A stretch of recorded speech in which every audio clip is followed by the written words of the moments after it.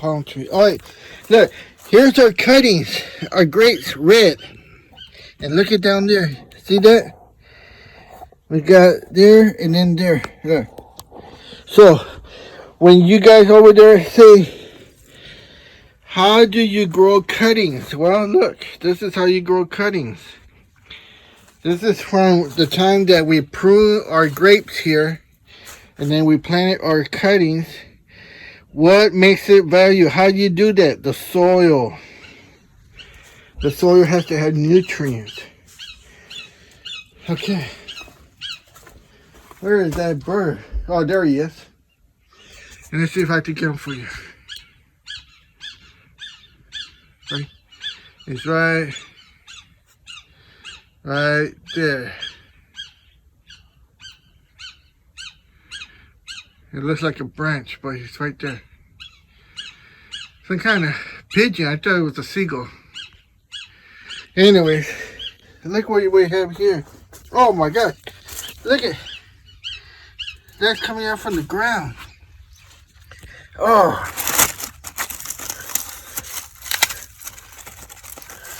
Oh. Look. Look what I found. Here's the roots. See the roots here?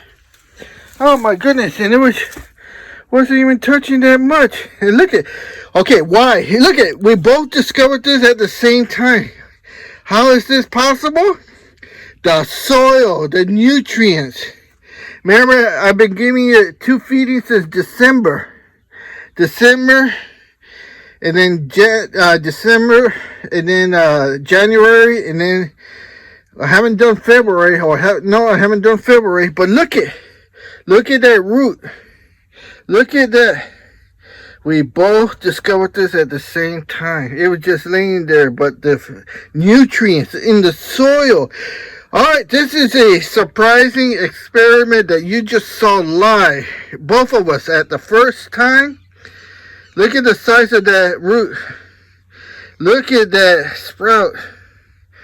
Oh man, so what we're gonna do with this? We're gonna plant it. This is good to go. So I'm gonna let this grow. Don't know where. I'm gonna have to find a pot. Alright, maybe if you leave comments and tell me who you are, where you're coming from, maybe you could get this one. This one's good. Oh, I gotta have to find a pot and set up some good soil. And look at that.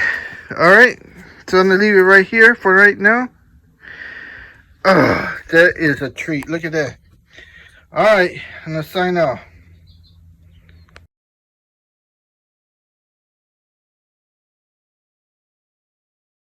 Okay, so here we go. You see, I just planted that in there. And now we're going to apply some water.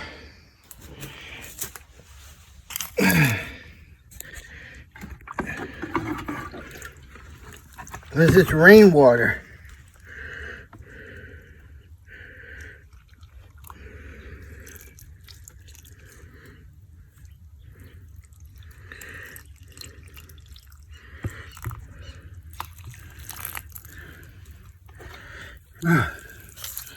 Oh gosh, see that?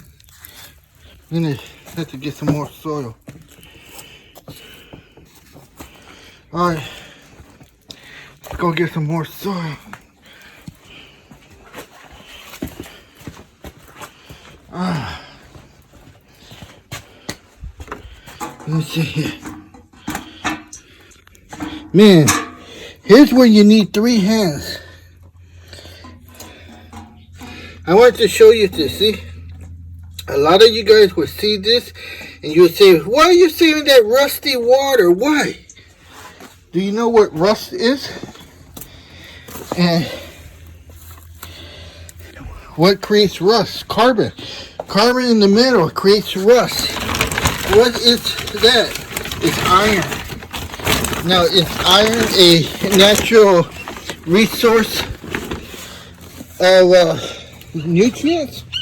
Yes. So why are you using iron? Why are you making your own iron? Because that's what you do here in the Blue Garden. You do experiments. Alright.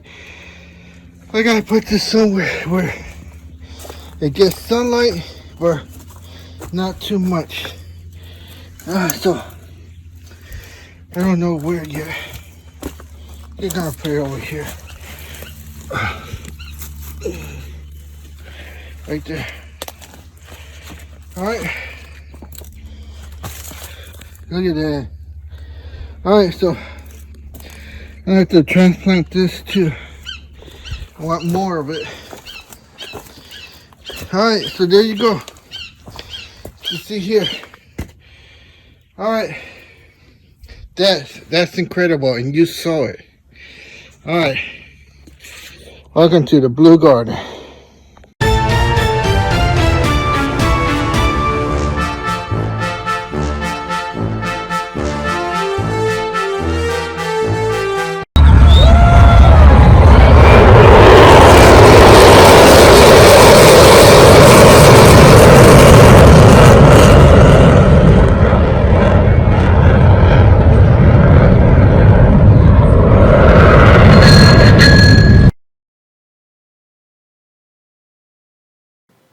Alright, let's get some mud on our tires here because we got to make these steel shafts for these augers right here. Now, this is dangerous work, so don't play on electrical fence because you'll end up electrocuted like this guy. And you'll end up with big balls.